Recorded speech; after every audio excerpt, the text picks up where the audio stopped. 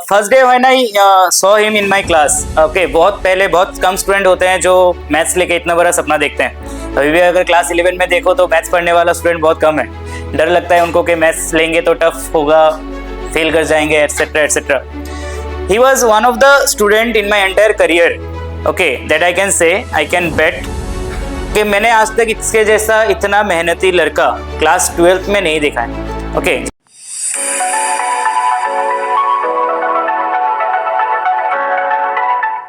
First day when I saw him in my class. Okay, बहुत पहले बहुत कम student होते हैं जो मैथ्स लेके इतना बड़ा सपना देखते हैं। अभी भी अगर क्लास 11 में देखो तो मैथ्स पढ़ने वाला स्टूडेंट बहुत कम है। डर लगता है उनको कि मैथ्स लेंगे तो टफ होगा, फेल कर जाएंगे, एटसेट्रा एटसेट्रा।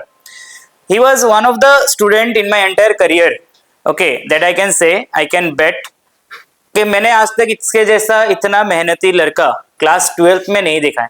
ओके, जितना भी मेरा छोटा सा करियर है, ओके, इससे अच्छा मेहनती लड़का I have not seen anywhere, okay, in any other, I am also an assistant professor in somewhere, okay, but इससे ज्यादा मेहनती लड़का मैंने नहीं देखा है।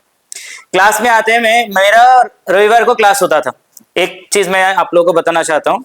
आप लोग जैसे यहाँ पे आते हैं, ओके, अगर हम लोग टीचर लोग कोई आने में थोड़ा सा आधा घंटा लेट हो गया, ओके, तो आप लोग क्या करते हैं, मोबाइल निकालते हैं, मोबाइल निकाल के ओके चैट वगैरह ये सब करते हैं।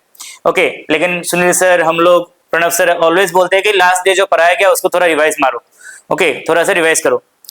बट इसके बारे में मैं बताना चाहता हूँ, हम लोग का एक क्लास होता था, मैथ्स का क्लास होता था आपका रविवार को। रविवार मैथ्स और इंग्लिश क्लास के बाद छुट्टी होता था 12 बजे। उसका एक बेंगोली टीचर रहता था आपका यहाँ पे बटतला साइड। तो 12 बजे से 2 बजे तक के बीच हम लोग के सेंटर में कोई क्लास नहीं होता था। ओके, वहां पे और कोई क्लास नहीं। क्लास 9 और 10 का क्लास सुनील सर का खत्म होके, तोनो सर का खत्म होके सब लोग घर चले जाते थे, मैं भी घर चला जाता था। The centre used to be whole empty, nobody used to be there. Deep Shankar Vishwas used to sit in that room, okay, room number 4, okay, अकेला। अगर बाकी कोई स्टूडेंट होता तो क्या कर सकता था, घर पे जा सकता था, दोस्त लोगों के साथ हैंग आउट कर सकता था। ओके, वो वहां पे बैठता था, क्वेश्चंस करता था, ओके, क्वेश्चन सॉल्व करके 2 बजे बेंगोली टीचर के पास बेंगोली पढ़ने जाता था। फिर बेंगोली टीचर का क्लास खत्म होके फिर घर जाता था। सो ये जो टाइम मैनेजमेंट है, ओके, जैसे हम लोग क्लास में ऑलवेज बताते हैं कि जितना भी टाइम आपको मिलता है, ओके, जैसे सुनील सर ने बताया, ID is one of the most toughest exam in our whole country. Okay, तो वो टाइम मैनेजमेंट भी आप लोग थोड़ा इससे सीखो। ओके, पूरा का पूरा जितना आपको टाइम मिलता है, 11 12 में, क्लास 9 10 से बहुत कम टाइम रहता है। ओके, 11 में आपका अप्रैल से, अप्रैल अगर हो गया, अप्रैल में बहुत से स्टूडेंट्स ज्वाइन ही नहीं करते। ओके, ये सोचते हैं कि साइंस पढ़ेंगे, कि आर्ट्स पढ़ेंगे, कॉमर्स पढ़ेंगे, इतना कंफ्यूजन है, आधा स्टूडेंट्स ज्वाइन ही नहीं करते हैं। फिर जब ज्वाइन करता है फिर टाइम रहता है कम, उसमें भी हम लोग इतना ज्यादा गौर से नहीं पढ़ते हैं, सोचते हैं कि 10th हो गया तो हो जाएगा, 11 भी हो जाएगा 10th के जैसे, बट नो। तो आज हम लोग दीपशंकर को इसलिए यहाँ पे लेके आए हैं कि आप उनसे उसका जर्नी पूछो, कैसे कैसे उसने पढ़ाई किया है, कैसे प्रिपरेशन किया है। तुम्हारे मन में अगर कोई डाउट है, कैसे कैसे प्रिपेयर करना है आईआईटीज के लिए, कैसे प्रिपेयर करें, जेईई के लिए कैसे प्रिपेयर करें, वो आप लोग इससे पूछ के जान सकते हैं। Okay, so I am as a maths teacher, I am very much proud. हम तीनों जो पीसीएम यहाँ पे पढ़ाते हैं, we are really really proud of Deepshankar, okay, के first attempt and he has cleared, और अच्छा रैंक लेके क्लियर किया है। Okay, so everyone for a clap for another time for Deepshankar. Deepshankar Vishwas पहले से होता है, कहते हैं कि होनहार विद्वान को सीखते पार, मतलब जो कुछ अच्छा करने वाला होता है उसका पहले से ही, है ना, एम ऐसा होता है, जैसे dream transform into thoughts, thoughts transform into action, and it change to result. तो अल्टीमेटली दीपशंकर ने जो भी पाया है वो उसका ड्रीम उन्होंने आज से 2 साल पहले, आप लोगों की तरह पहले क्लास में से, क्लास 11th में, फिर कुछ लोग 12th में भी हैं यहाँ पे, तो उनके भी ड्रीम 2 साल 3 साल पुराना ड्रीम था। और 2 साल 3 साल पहले उन्होंने सोचा कि हमें किस तरह से पढ़ाई करना चाहिए, और उस जो भी टीचर ने बताया उसको उन्होंने एग्जीक्यूट किया अपनी लाइफ में। और फाइनली देखो, कोई स्टूडेंट को मैं कई बार क्लास में बोलता हूँ, अगर देखा जाए तो कोई भी इंजीनियर या डॉक्टर, कोई टीचर 100% उसके बदौलत नहीं बनता, वो स्टूडेंट का मेहनत होता है। टीचर का सिर्फ गाइडेंस होता है, टीचर का कंट्रीब्यूशन सिर्फ 10% 10%, बाकी पूरा मेहनत स्टूडेंट का होता है। तो इन्होंने खूब हार्ड वर्क किया, मेहनत किया, और उसका नतीजा है कि अब ये आईआईटी कॉलेज में जाएंगे और आईआईटीएन बनेंगे, है ना? तो और जो कि आपको पता होना चाहिए, जे एडवांस पूरे इंडिया का देखा जाए तो one of the toughest exam माना जाता है, इवन वर्ल्ड में भी देखा जाए तो सेकंड टफेस्ट एग्जाम माना जाता है। तो उसको इन्होंने क्वालिफाई किया।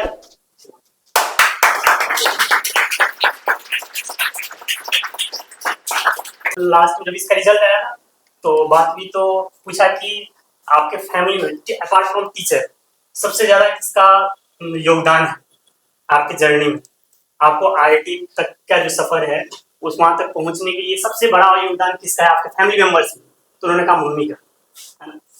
तो वैसे भी मम्मी बेस्ट होता है ना? तो लेकिन मम्मी भी सेक्रीफाइस की है, वो भी बराबर आती थी इसको गाइड करती थी, गाइडेंस घर पे गाइडेंस देना, है ना, बच्चों को, और डेली घर से यहाँ तक आना, फिर ले जाना, इन सारी चीजों को देख रेख करना, बहुत सारा चीज होता है मम्मी का रिस्पॉन्सिबिलिटी, है ना?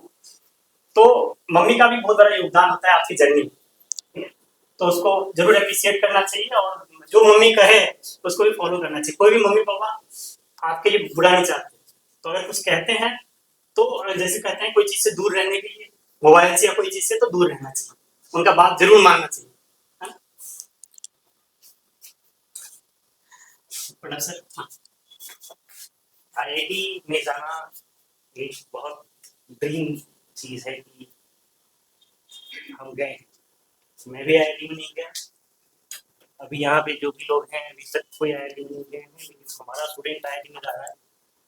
तो कारण ये है कि आप तभी कहीं जा सकते हैं जब आप अच्छा से पढ़ाई करें।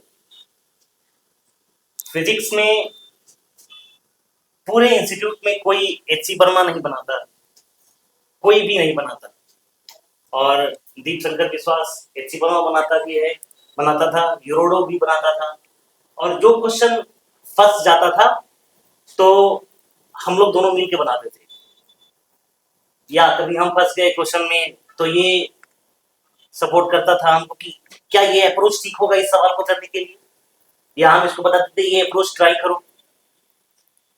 तो इसको बोलते हैं मेहनत करने का तरीका, कि ये कैसे हमको मेहनत करके वहां जाना है। आज हम लोगों को कोई क्लास में डीपीपी मिल जाता है तो वो क्लास के बाद मिलने के बाद जाकर के घर पे रख देते हैं। ये डीपीपी जिस टॉपिक तक हम लोग कंप्लीट करा करते थे, डीपीपी पूरा कंप्लीट होकर के एचसी वर्मा कंप्लीट रहता था। तो यही काम सबको करना है। ये बात हम लोगों को प्राउड फील करा रहा है कि आईआईटी में गया है, तो हर सब्जेक्ट को एकदम बराबर लेकर के चलना है, बराबर करना है आप लोगों को भी।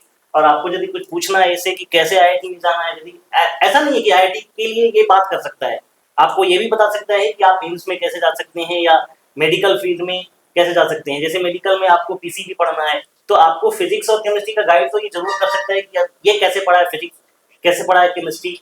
हो सकता है आपको बायोलॉजी का गाइड नहीं करे, लेकिन ये दो सब्जेक्ट का गाइड आपको कर सकता है जिसको पीसीबी के बारे में जानना है। तो आप इससे कुछ पूछ सकते हैं, ठीक है। तो हमारे तरफ से इसको कांग्रेचुलेशन, और आप भी एक बार ताली बजा दीजिए इसके लिए।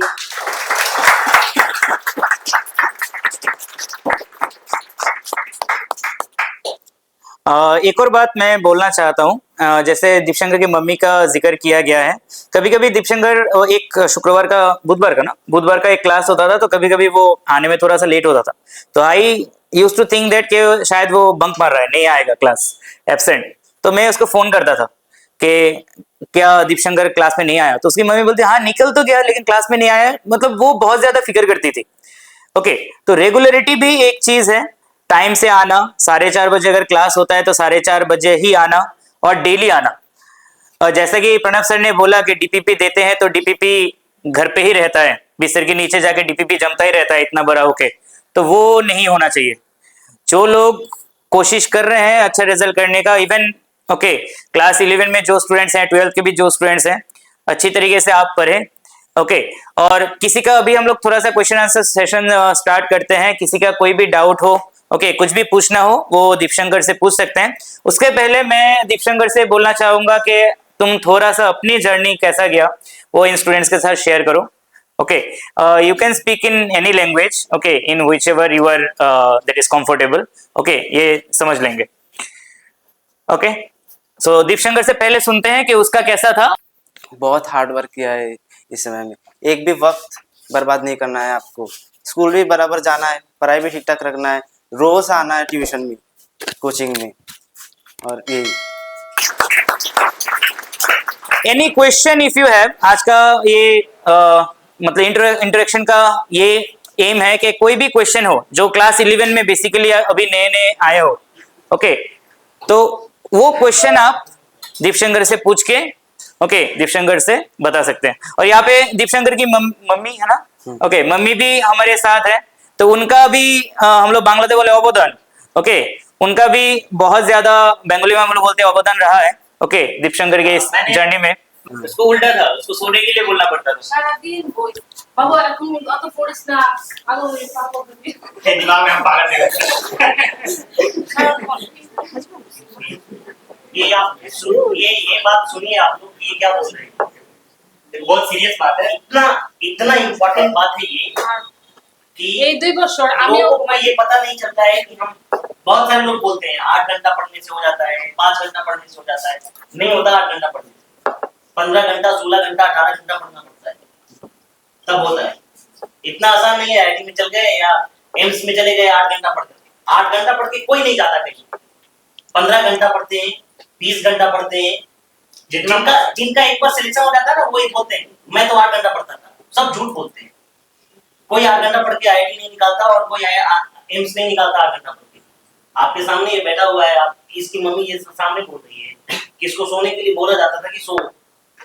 सोने इसको के लिए बोलते हैं खाने के लिए गोल का टारगेट कि हमको ये गोल अचीव करना है और हम इतना घंटा हमको पढ़ना पड़ेगा। हर दिन हम इसको क्लास में बोलते थे कि सब लोगों को कि इतना घंटा तुमको पढ़ना पड़ेगा। मैं कभी नहीं बोलता कि 8 घंटा पढ़ना है। हम हमेशा बोलते हैं कि 15 आवर से ऊपर पढ़ना पड़ेगा, तब आप कहीं जा सकते हैं।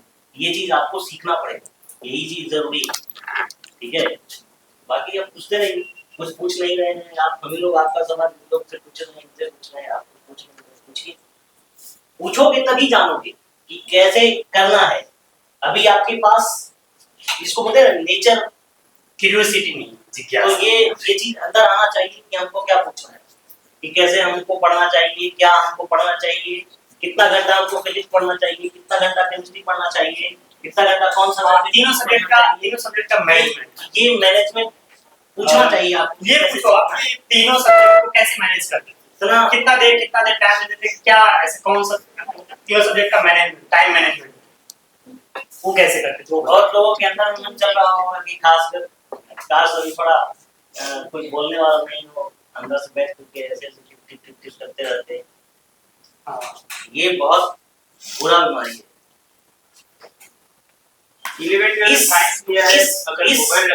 इस जनरेशन में आप ये बात समझ लीजिए, 2025 में जिसके पास सोशल मीडिया का अकाउंट नहीं है, और यहाँ 9th-10th के बच्चे भी जो है उनके पास में सोशल मीडिया का अकाउंट होता है।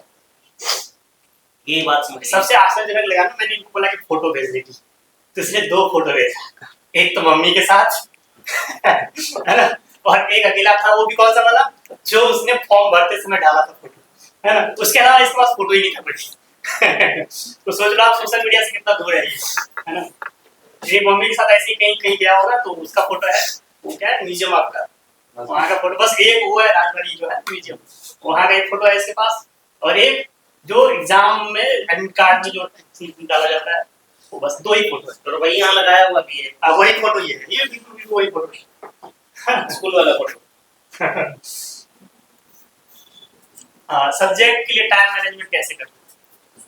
सब्जेक्ट तीनों को बराबर समय देता था। मैथ्स को थोड़ा ज़्यादा देता था क्योंकि मैथ्स मेरा फेवरेट है, और मैथ्स को ज़्यादा ही समय देना पड़ता है क्योंकि मैथ्स थोड़ा सा टफ है, बस ही। और बाकी फिजिक्स केमिस्ट्री इक्वल, फिजिक्स और केमिस्ट्री इक्वल टाइम देता था दोनों को, 4 घंटे। 4 घंटे। हाँ। आप लोग देख लो, टाइम मैनेजमेंट कितना इम्पोर्टेंट है। आप लोग बोलते हो ना कि इतना क्लासेस है, इधर 2 क्लास करके गए, फिर से नेक्स्ट डे 2 क्लास करेंगे, एक दिन में पढ़ नहीं पाए, होमवर्क नहीं कर पाए, तो वो करना पड़ेगा।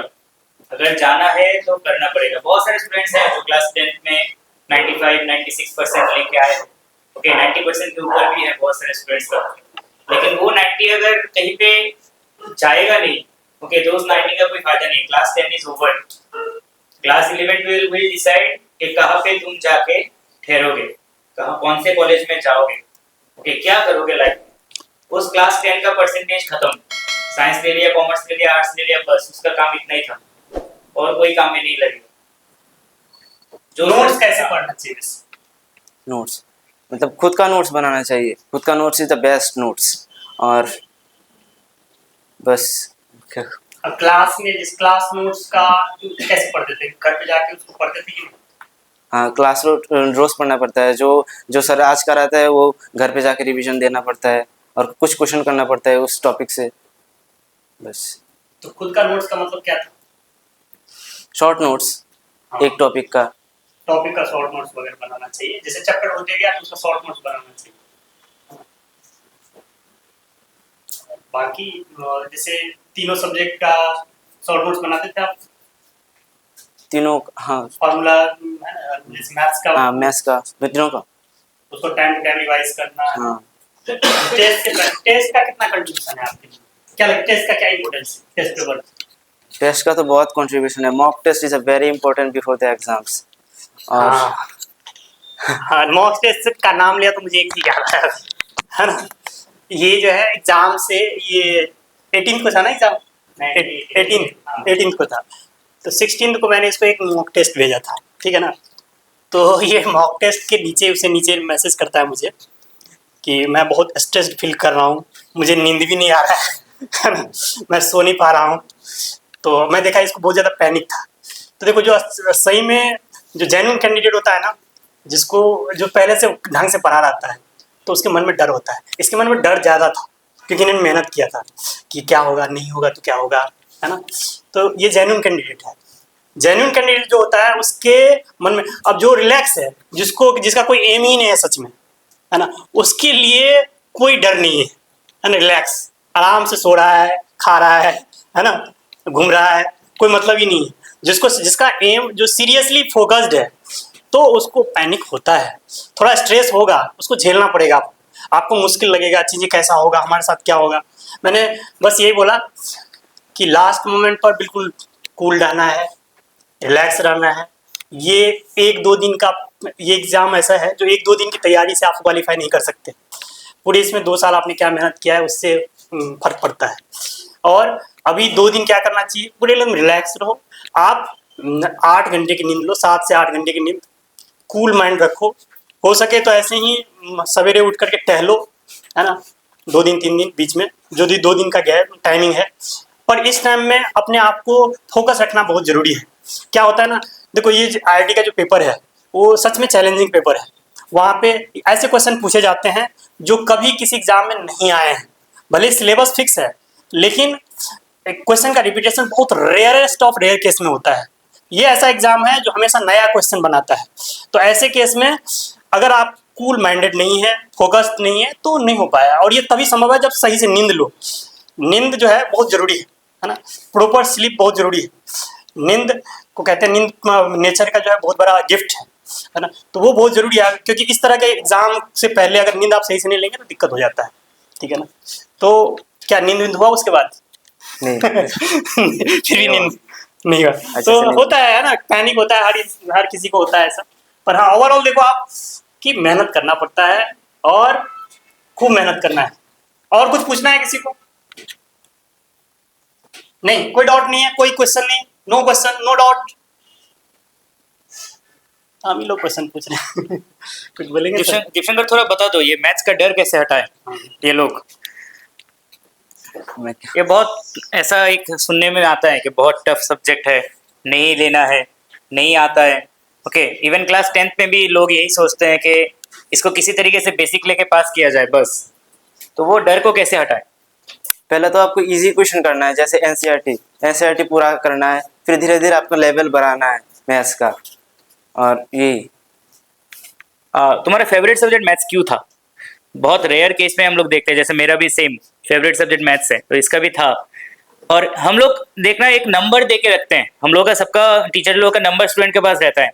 बहुत कम 0.1% केस में हमारे पास क्वेश्चंस आते हैं कि सर मुझे ये वाला क्वेश्चन नहीं आया, मुझे वो वाला क्वेश्चन नहीं आया। अगर हम लोग 100 स्टूडेंट पढ़ाते हैं उसमें से 2 या 3 स्टूडेंट ही सिर्फ भेजता है आज तक।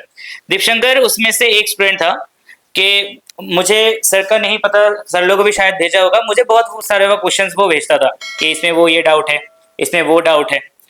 तो मैं दीपशंकर से जानना चाहता हूँ कि इस मैथ्स को करने का ओके तुम्हारा क्या मोटिव था और उसको तुमने कैसे संभाला? क्या की बोल रहा सर? बोलो, मतलब मैथ्स का प्रिपरेशन। हाँ, प्रिपरेशन कैसे किया कि कितना सारा क्लास के अलावा बुक्स में, नोट्स में अप्रोच किया था? मैथ्स का मैं ज़्यादातर PYQs करता था। PYQs में अच्छे क्वेश्चंस होते थे और डाउट्स होते थे तो मैं सर का पूछता था। और यही किसी का कोई क्वेश्चन? तिफंग हाथ उठाया क्या तुमने? अच्छा, ऐसे ही था बस। नहीं ठीक है। हाँ ठीक है सर। हाँ वो तो आपका स्कूल क्या था? Hindi higher secondary school. आपका हिंदी स्कूल कौन सा था? Hindi school higher secondary school. आप स्कूल, उसके बाद सेल्फ स्टडी, कोचिंग भी होता था रोज, आप कैसे मैनेज करते थे? मतलब मैं तो स्कूल हफ्ते में 2 दिन जाता था और 2 दिन जब जाता था तब ट्यूशन भी होता था। जब मैं 4 बजे छुट्टी होता था और फिर यहाँ से 5 बजे से कोचिंग है। फिर मैं यहाँ पे आके थोड़ा सा खाता था, रेस्ट करता था और फिर क्लास करता था और फिर रात को 10 बजे घर जाता था और फिर पूरा रात पढ़ता था। पूरी रात पढ़ना पड़ेगा। प्रायोरिटी नहीं खाएंगे, है ना? 2 दिन स्कूल जाने का समझ रहे हो तो- ना? और मैं ये बिजनेस करने के लिए नहीं बोल रहा हूँ, सच्ची बात है। जो स्कूल के साथ साथ यहाँ पे भी मैनेज करना बहुत मुश्किल होता है क्योंकि आपका सेल्फ स्टडी का टाइम नहीं बचेगा। और दोनों में बैलेंस बनाने की मतलब तो कितना आवर्स का स्लीप लेते थे आप? लाइक 7 कभी 6 और फिर इससे कम भी होता था। अच्छा, थैंक यू भैया। और किसी को डाउट है? कुछ पूछना चाहता है? स्टार्टिंग तो हो गया पूछने का। दूसरा क्वेश्चन नंबर 2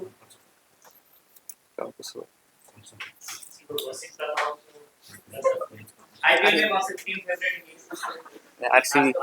आरसीबी।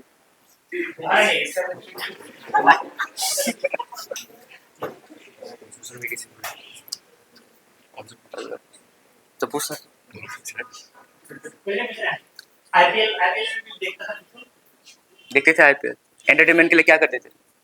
करते भी थे। एंटरटेनमेंट वैसे तो कुछ नहीं करता था पर न्यूज़ कभी भी देखता था। एंटरटेनमेंट के लिए देखता था। आपने IIT ही क्यों चूज़ किया? There would have been many other options. IIT choose करना क्यों? क्योंकि IIT सबसे टफ है और प्रेस्टीज भी सबसे ज़्यादा है IIT का, इसीलिए। और मुझे आसान चीज़ पसंद नहीं। तो मुझे मैथ्स, जब मैं छोटा था तब से मुझे मैथ्स पसंद है और मुझे लगा कि मैं मैथ्स ही लूँगा क्लास 10 के बाद। और फिर देखा कि IIT अच्छा जगह है जो PCM लेके जा सकते हैं और यही से। और फिर क्लास 11-12 में प्रणव सर ने कुछ IIT के क्वेश्चंस दिए थे और वो घर में ट्राई किया, बन गए। फिर कॉन्फिडेंस बढ़ा, फिर धीरे धीरे और क्वेश्चन करने लगा, फिर कॉन्फिडेंस बढ़ा, फिर मेरा ड्रीम IIT हो गया। यही से।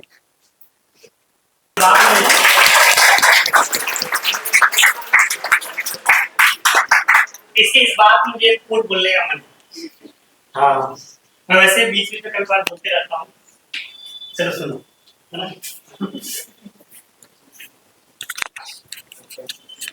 सच में IIT इसको मुश्किल चैलेंज पसंद है ना? तो उससे रिलेटेड एक कोट है, मुश्किलें दिल के इरादों को आजमाएगी, मुश्किलें दिल के इरादों को आजमाएगी, ख्वाबों और सपनों को अपने नज़रों से हटाएगी। गिरकर तुम्हें उठना है दोस्तों, गिरकर तुम्हें उठना है दोस्तों, क्योंकि ये ठोकरें तो तुम्हें चलना सिखाएगी, है ना?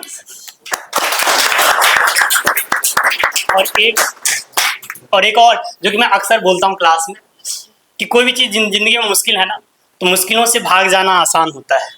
मुश्किलों से भाग जाना आसान होता है, हर पहलू जिंदगी का इम्तिहान होता है।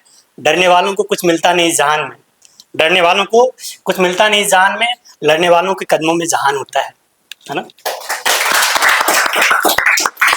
मुझे पूछना था कि मुझे तो पता है कि आपको अभी मैथ ज़्यादा पसंद है, तो आपको कौन सा ऐसा सब्जेक्ट है कि थोड़ा आपको हार्ड लगता था पढ़ने में? मैथ्स ही सबसे ज़्यादा हार्ड लगता था, इसलिए मैथ करता था, क्योंकि मुझे आसान पसंद नहीं है। अच्छा। दोनों सेम ही था मतलब? हाँ, हार्ड भी था, इजी भी था? मैथ मैथ जो था आपका हार्ड भी था, इजी भी था, दोनों ही था क्या? मैथ ज़्यादातर हार्ड ही था। ये कहना चाह रहे हैं, कोई भी ऐसी चीज बता दो आप जिंदगी में टॉप।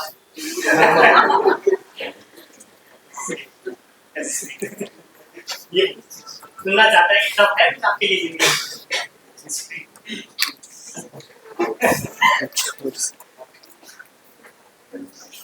यही पूछना चाहते हैं ना? कुछ भी टॉप नहीं है उसकी। बोल तो दिया आप। और एक आपको 9 में कितना परसेंटेज मिला था? 9 या 10 दोनों में? 9 में मुझे कम मिला था। 9th वाला तो मुझे याद नहीं अच्छे से। 10th में मुझे 90 मिला था और 12th से मुझे 88% मिला था। Thank you.